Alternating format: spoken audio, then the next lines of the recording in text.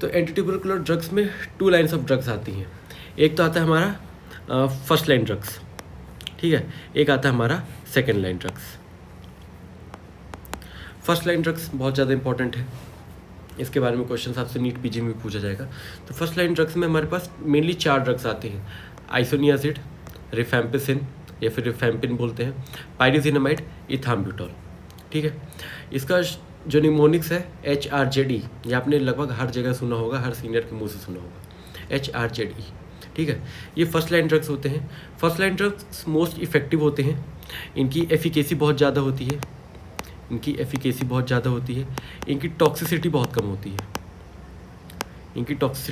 है, ठीक है। चीप होते हैं, ठीक है, और रूटीनली यूज़ किया जाता है इनको, ठीक है। और ये जो सेकेंड लाइन ड्रग्स होते हैं, इनमें मेनली फ्लूरोक्विनोलोन्स, जिसमें ओफ्लॉक्सासिन, लिवोफ्लॉक्सासिन, सिप्रोफ्लॉक्सासिन ये सब आते हैं। अदर ओरल ड्रग्स में इथियोनामाइड, प्रोथियोनामाइड, ये बाकी सब आप याद मत करिए। और इंजेक्टेबल्स में कैनामाइसिन, अमाइकासिन, ठीक है, ये याद करना है। मेन तो आपके फर्स्ट लाइन ड्रग्स याद होने ही चाहिए, ठीक है, HRZE। तो सबसे पहले हम फर्स्ट लाइन ड्रग्स के बारे में पढ़ते हैं, ठीक है। तो सबसे पहला जो हमारा ड्रग है वो है आइसोनियासिड। आइसोनियासिड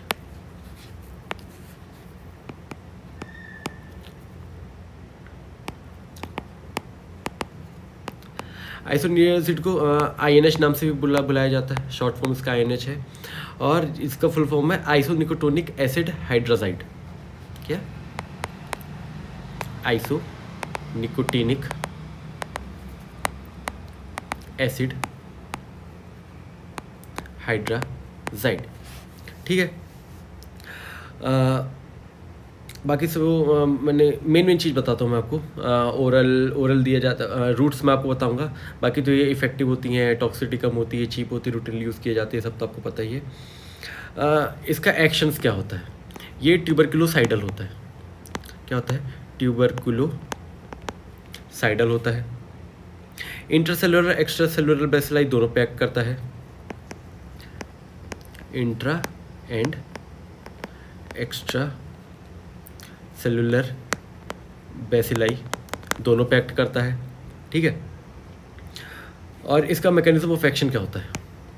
मैकेनिज्म ऑफ एक्सेशन, इसका मैकेनिज्म ऑफ एक्शन ये होता है कि ये माइकोलिक एसिड्स, जो कि एंटीजन होता है ना, सेल वॉल एंटीजन, उसकी बायोसिंथेसिस को इनहिबिट कर देता है, ठीक है। Inhibit biosynthesis of mycolic acid. Mycolic acid उसका सेल वॉल एंटीजन होता है, सेल वॉल एंटीजन होता है, ठीक है। तो कैसे करेगा? अभी जो आइसोनियासिड होता है ये प्रो ड्रग होता है, ये बैक्टीरियल सेल वॉल के अंदर या फिर बैक्टीरिया के अंदर जाकर के एक्टिव होता है और एक्टिव फॉर्म में कन्वर्ट होता है, ठीक है। तो INH जो कि प्रो ड्रग जैसा रहता है, INH है ये,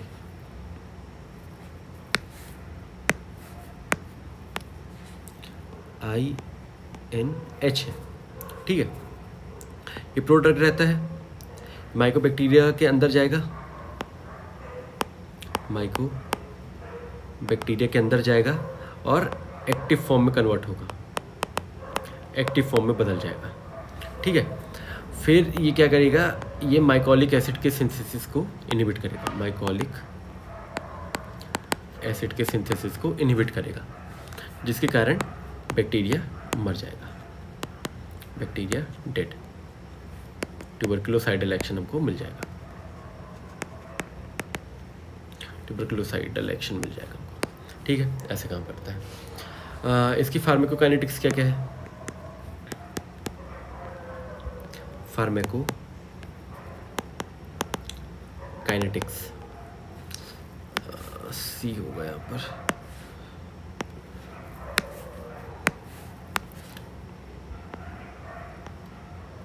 फार्माकोकाइनेटिक्स, ठीक है।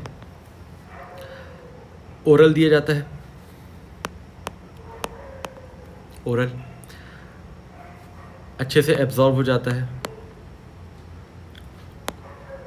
एब्जॉर्ब्ड वेल इन गट, ठीक है। और ये प्लेसेंटल बैरियर को भी क्रॉस कर सकता है, ठीक है।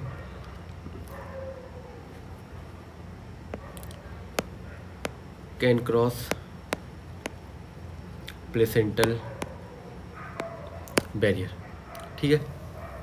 मेन तो आप ये 3 पॉइंट लिख दो, मेनली ओरल है और वेल एब्सॉर्ब्ड इन गट, ठीक है। और फिर जो इसका सबसे इम्पॉर्टेंट चीज़ है वो है इसका एडवर्स इफेक्ट। एडवर्स इफेक्ट क्या है? हिपैटोटॉक्सिसिटी और फेरिफेरल न्यूराइटिस, ये 2 चीज़ आपको याद रखना है, एक्सप्लेन नहीं करना है, आप बस लिख देना, हिपैटोटॉक्सिसिटी और दूसरा फेरिफेरल न्यूराइटिस। ये दोनों चीज़ आपको याद करके रखनी है, ये दोनों तो एग्जाम में लिख कर आना है, ठीक है। अभी जो हिपैटोटॉक्सिसिटी होती है ये मेनली क्रोनिक अल्कोहलिक पेशेंट में देखा जाता है, क्रोनिक अल्कोहलिक पेशेंट में देखा जाता है, ठीक है। और फेरिफेरल न्यूराइटिस ये मेनली डोज रिलेटेड टॉक्सिसिटी है, डोज रिलेटेड टॉक्सिसिटी। अगर तुम इसका ज़्यादा डोज को ले ले तो उसका फेरिफेरल न्यूराइटिस हो सकता है, ठीक है। और इसके अलावा इसके अदर साइड इफ़ेक्ट्स क्या क्या है आइसोनियाज़िड के? फीवर, स्किन रैश, अर्थरेल्जिया,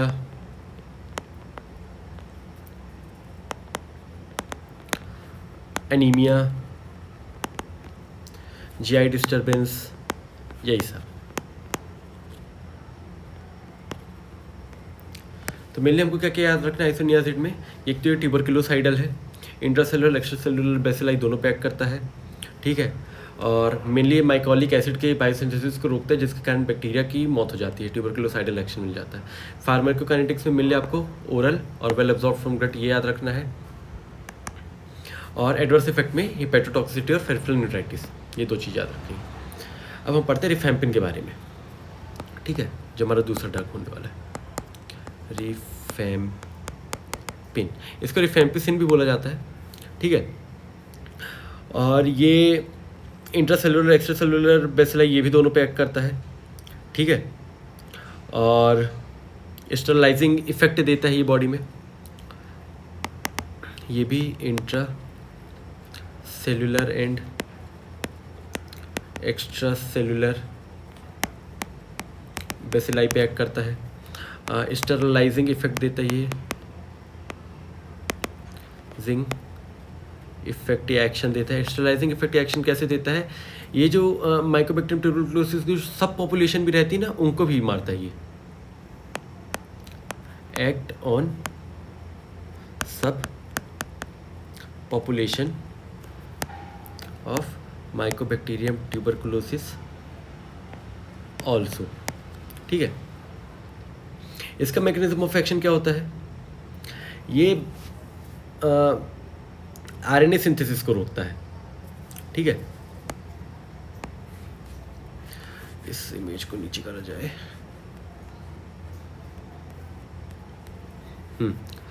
इसका जो मैकेनिज्म ऑफ एक्शन है ये कैसे होता है? ये आरएनए सिंथेसिस को इनहिबिट करता है, इनहिबिट आरएनए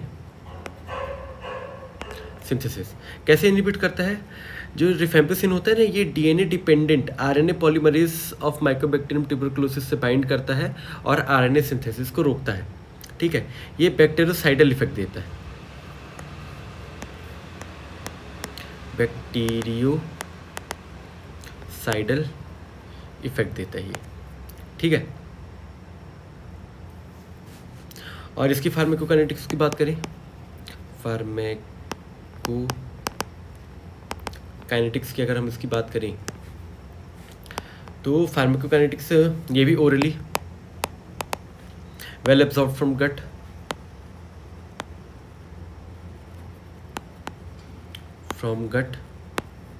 ठीक है। मगर इसमें एक चीज़ और है कि अगर फूड, अगर मान लो जैसे मैंने खाना खा रखा है और फिर मैं इस दवाई को लूँ तो जो मेरा फूड होगा ना वो इसकी एब्जॉर्प्शन को कम कर देगा, तो फूड डिक्रीजेज एब्जॉर्प्शन, ठीक है। और हाँ इतना ही है। इसके यूजेस की बात करें। यूजेस एक तो टीबी में अलॉन्ग विथ INH आइसोनियाजिड, ठीक है। लेप्रोसी में भी इसका यूज़ किया जाता है, ठीक है। और मेनिंजाइटिस, मेनिंगोकोकल और H इन्फ्लुएंजाई मेनिंजाइटिस में भी इसका इस्तेमाल किया जाता है। मेनिंगोकोकल एंड H इन्फ्लुएंजाई मेनिंजाइटिस, ये 3 चीज़ याद रखनी है आपको। इस डायग्राम को पहले मैं नीचे करता हूँ। अब इसकी एडवर्स इफेक्ट की बात करें। एडवर्स इफेक्ट की अगर हम बात करें, ठीक है, तो हेपेटाइटिस मेन है इसका एडवर्स इफेक्ट। हेपेटाइटिस ये फ्लू लाइक सिंड्रोम भी कराता है, फ्लू लाइक सिंड्रोम। अब सिंड्रोम आ गया मतलब कोई एक चीज़ तो नहीं होगी, ग्रुप होगा, एक से ज़्यादा सिम्टम्स देखने को मिलेंगे। फ्लू लाइक सिंड्रोम, ठीक है, जिसमें हमको फीवर देखने को मिलेगा, चिल देखने को मिलेगा, इसके अलावा हेडेक, ये सब देखने को मिलेगा, ठीक है। स्किन रैशेस, इचिंग, ये सब देखने को मिलेगा। GI डिस्टर्बेंस में देखने को मिलेगा, जैसे कि वॉमिटिंग, कॉन्स्टिपेशन, ये सब देखने को मिलेगा, ठीक है। अब हम बात करते हैं पायरिसिनामाइड और इथाम्ब्यूटोल। अब ये दोनों उतने इंपॉर्टेंट तो नहीं है, पर इनके बारे में कुछ कुछ चीज़ें आपको पता ही होनी चाहिए। मैं ऐसे पढ़ा देता हूँ आपको यहीं पर। पायरिसिनामाइड जो कि हमारा थर्ड है, HRZE, इसको Z से बोला जाता है। रिफेम्पिसिन को R और इसको HRZ, और इधर इथाम्ब्यूटोल HRZE, ये 4 ड्रग्स होता है। अब जो पायरिसिनामाइड है ये एसिडिक pH पे एक्ट करता है। एसिडिक pH चाहिए रहता है इसको काम करने के लिए, और ये मेनली इंट्रासेलुलर बेसिलाई पे एक्ट करता है, ठीक है। और ट्यूबरकुलोसाइडल एक्टिविटी रहती है इसकी, एसिडिक pH पे काम करेगा, ट्यूबरकुलोसाइडल है, ट्यूबरकुलोसाइडल है, और मेनली इंट्रासेल्यूलर बेसिलाई पे एक्ट करेगा, ठीक है। और ये आइसोनियाजिड के जैसे ये भी माइकोबैक्टीरियल माइकोलिक एसिड के बायोसिंथेसिस को रोकता है, मगर इसका मैकेनिज्म डिफरेंट होता है, ठीक है। तो आप यहाँ पे लिख सकते हो कि inhibit mycolic acid biosynthesis, mycolic acid को बनने से रोकता है, ठीक है। और इसकी भी बात करें तो ओरली वेल एब्सॉर्ब्ड, ओरल दिया जाता है, well absorbed from gut, well absorbed from gut. और ये ना हाइपर यूरिसीमिया कराता है। जो इसका सबसे इम्पॉर्टेंट एडवर्स इफेक्ट है ना, जो आपको याद होना ही चाहिए, जो कि एग्जामिनर देखना चाहता है, वो होता है हाइपर यूरिसीमिया, मतलब गाउट के चांसेस करवाता है ये, जॉइंट पेन मेनली होता है इसमें, ठीक है। और अदर में आप नोजिया, वॉमिटिंग, ये सब तो लिख ही सकते हैं। और इथाम्ब्यूटोल, इथाम्ब्यूटोल ये भी एक प्रकार से माइकोबैक्टीरियल सेल वॉल के सिंथेसिस को रोकता है, माइकोबैक्टीरियल सेल वॉल को रोकेगा, मगर इसका भी मैकेनिज्म डिफरेंट रहेगा, ठीक है। और ये बैक्टीरियोस्टैटिक ड्रग है। बाकी सब ट्यूबरकुलोसाइडल, बैक्टीरियोसाइडल, पायरिसिनामाइड ट्यूबरकुलोसाइडल था, मगर ये बैक्टीरियोस्टैटिक है, ये ग्रोथ नहीं होने देगा, ग्रोथ को रोक देगा। मारेगा तो नहीं, बैक्टीरिया को मारने के लिए हमारे पास दूसरे ड्रग्स है, मगर ये बैक्टीरियोसाइडल नहीं, सॉरी बैक्टीरियोसाइडल नहीं, बैक्टीरियोस्टैटिक है, ठीक है।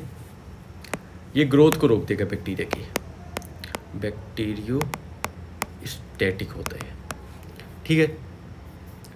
और इसके बारे में तो मेनली इतना ही है। हाँ, ये ऑप्टिक न्यूराइटिस कॉज करता है, इसका जो सबसे इंपॉर्टेंट एडवर्स इफेक्ट है, क्या कराएगा ये, ऑप्टिक न्यूराइटिस करवाएगा। और मेनली ठीक है, इतना ही है। हाँ, तो मेनली आपको आइसोनियासिड और रिफेम्पिसिन के बारे में तो पता होना चाहिए, और इन चारों ड्रग्स की, जैसे कि आइसोनियासिड के जो एडवर्स इफेक्ट है क्या क्या है, फेरिफेरल न्यूराइटिस एंड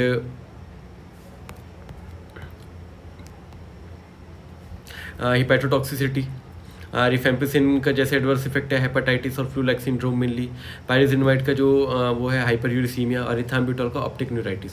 तो ये इसके एडवर्स इफेक्ट तो मेनली आपको याद होने ही चाहिए, ठीक है। अब इनका यूज़ कैसे करना है, हमारी सरकार ने एक ड्रग को मतलब टीबी को टोटली एलिमिनेट करने के लिए नेशनल ट्यूबरकुलोसिस एलिमिनेशन प्रोग्राम भी चला रखा है।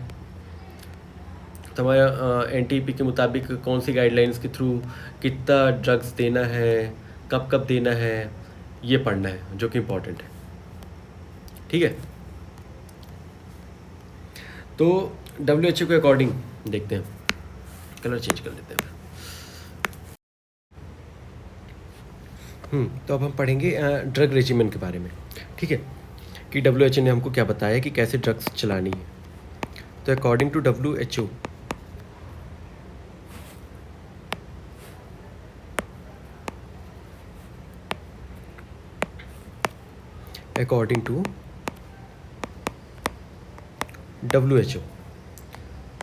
हमको टीबी की दवाइयाँ 2 फेज़ में चलानी है, ठीक है। एक है कंटिन्यूएशन फेज, एक है इंटेंसिव फेज, दूसरा कंटिन्यूएशन फेज। इंटेंसिव फेज और दूसरा है कंटिन्यूएशन फेज। अभी जो इंटेंसिव फेज है इसमें हमको 2 महीने के लिए HRZE ये 4 ड्रग्स देने हैं 2 महीने के लिए, और कंटिन्यूएशन फेज में हमको Z नहीं देना है, 4 महीने तक हमको HRE देना है, ठीक है। 4 महीने तक क्या हो रहा है, 2 महीने तक इंटेंसिव फेज में हमको 2 महीने तक HRZE देना है, और कंटिन्यूएशन फेज में HRE देना है, Z नहीं देना है, ठीक है, ये देना है। अब इसके अलावा आप ये तो लिख लोगे, डोज वोज तो पूछेगा नहीं आपके लेवल पर अभी। और इसके अलावा ड्रग रेसिस्टेंट टीबी के बारे में पूछता है, तो मैं आपको वो बताता हूँ, ठीक है। अब ये देखो, 4 तरह के ड्रग रेसिस्टेंस टीबी होती हैं। एक तो होता है मोनो रेसिस्टेंस। मोनो रेसिस्टेंस में क्या होता है, किसी भी एक first line anti tubercular drugs में जैसे कि HRZE होते हैं, उनमें से किसी से भी एक से रेजिस्टेंस है तो वो मोनो रेसिस्टेंट टीबी कहलाएगी, ठीक है। पॉलीड्रग रेसिस्टेंट क्या होता है, अब देखो, अब HRZE है, ये 4 ड्रग्स हैं। अब अगर कोई सी टीबी एक से ज़्यादा first line anti tubercular drug से रेजिस्टेंट हो, एक से ज़्यादा मतलब कोई दूसरा भी होगा, मगर वो साथ में H और R नहीं होने चाहिए। या तो अगर H से रेजिस्टेंट है तो उसके अलावा वो Z और E से रेजिस्टेंट हो सकता है, या फिर H Z से भी रेजिस्टेंट हो सकता है, या फिर H E से भी हो सकता है, मगर साथ में R नहीं होना चाहिए। और उसी तरह अगर वो R से रेजिस्टेंट है तो या तो वो Z से रेजिस्टेंट हो, या तो E से रेजिस्टेंट हो, या तो तीनों से रेजिस्टेंट हो, मतलब H और R साथ में नहीं होने चाहिए। वो होती है polydrug resistant TB. Multidrug resistant TB क्या होती है, मल्टीड्रग रेजिस्टेंट टीबी में H और R, आइसोनियासिड और रिफेम्पिसिन, इन दोनों से रेजिस्टेंट हो, और तीसरे से भी रेजिस्टेंट हो ना हो उससे फ़र्क नहीं पड़ता, मगर H और R से रेजिस्टेंट तो होनी ही चाहिए। और XGR क्या होता है, XGR एक प्रकार का MDR टीबी होते हैं, मगर इसमें MDR में क्या था, first line anti tubercular drug से रेजिस्टेंट थे। XGR में क्या होगा, first line anti tubercular drug से रेजिस्टेंट तो होगा ही, एक प्रकार से वो MDR टीबी ही होगा, मगर साथ में second line anti tubercular drug से भी रेजिस्टेंट होना चाहिए, ठीक है। तो इसमें सबसे ज़्यादा पूछता है कि MDR मल्टी ड्रग रेजिस्टेंट के लिए तुम क्या रेजिमेन दोगे, तो drug regimen for MDR TB, ठीक है। तो आपको ये टेबल बना कर आनी है, इसके अलावा आपको कुछ नहीं लिखना है। इंटेंसिव फेज में आपको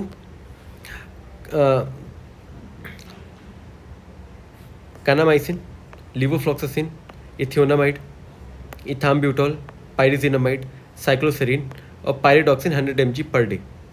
अब देखो, अभी जो पायरिडॉक्सिन है ये दोनों में कॉमन है, pyridoxine common in both, intensive में भी और कंटिन्यूएशन में, ठीक है। अब देखो लीवोफ्लॉक्सासिन यहाँ भी कंटिन्यूएशन फेज में भी है, इंटेंसिव फेज में भी है। इथियोनामाइड कंटिन्यूएशन में भी है, इंटेंसिव में भी है। इथाम्ब्यूटॉल कंटिन्यूएशन में भी है, उसमें भी है। साइक्लोसेरिन इंटेंसिव में भी है, कंटिन्यूएशन में भी है, और पायरिडॉक्सिन तो देना ही है, ठीक है। तो कानामाइसिन और पायरिजिनामाइड इन दोनों के हटा करके कंटिन्यूएशन फेज में आपको वही सारी दवाइयाँ दे देनी, ठीक है। तो आपको ये टेबल अच्छे से याद होनी चाहिए।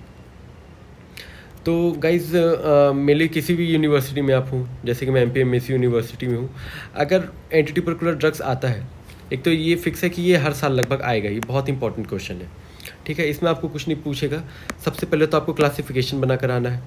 क्लासिफिकेशन आप बना दोगे एकदम अच्छे से, HRZD आपको शॉर्ट फॉर्म में नहीं लिखना है, उसका शॉर्ट फॉर्म बगल में लिख देना, नाम आपको पूरा लिखना है, और second line anti tubercular drugs आप बोलते ये दोनों बना कर आ जाओगे, और उसके भी जो 3 क्लासिफिकेशन है सेकेंड लाइन के वो बना के आ जाओगे। तो इसमें आपको 5 मार्क्स मिल जाएंगे अगर 20 नंबर में आ रहा है, ठीक है। उसके अलावा आपको HRZE के बारे में लिखना है, इनके बारे में 1-2 लाइन लिखे, और इनके एडवर्स इफेक्ट तो लिखने ही लिखने हैं। अगर आप इनके एडवर्स इफेक्ट नहीं लिखोगे तो जहाँ पे आपको 5 नंबर मिलने चाहिए थे वहाँ पे आपको 3 ही मिलेगा। तो अगर आप ये लिख दोगे तो आपको 5 नंबर मिल जाएंगे। फिर वो आपसे पूछता है ड्रग रेजिमेन क्या है। टीबी के पेशेंट, अगर कोई टीबी का पेशेंट आए तुम उसको क्या दोगे, तो भैया आपको इंटेंसिव और कंटिन्यूएशन फेज़ के बारे में लिखना है, इंटेंसिव और कंटिन्यूएशन फेज़ के बारे में लिखना है, ठीक है। जो 2 महीना और 4 महीना चलता है, 2 महीना में HRZE और 4 महीना में HRE ये लिखना है। और फिर drug resistant TB, drug resistant TB, इसमें भी मेनली आपको किसी का नहीं पूछेगा, बस मल्टी ड्रग रेजिस्टेंट टीबी का ही पूछेगा, इसके अलावा आपको कुछ नहीं पूछेगा। तो अगर 20 नंबर में आए, आप इतना भी लिखोगे तो आपके 16 मार्क्स कहीं नहीं गए। कोई भी यूनिवर्सिटी उसमें फुल मार्क्स आपको मिलते नहीं है। और अगर 5 मार्क्स में आया तो वो मेनली आपसे क्लासिफिकेशन पूछ सकता है, और HRZD के सीधा एडवर्स इफेक्ट पूछ लेगा, ठीक है। 2 नंबर में आपसे ड्रग रेजिस्टेंट टीबी के बारे में पूछ सकता है, ड्रग रेजिमेन के बारे में पूछ सकता है, बस इतना ही था।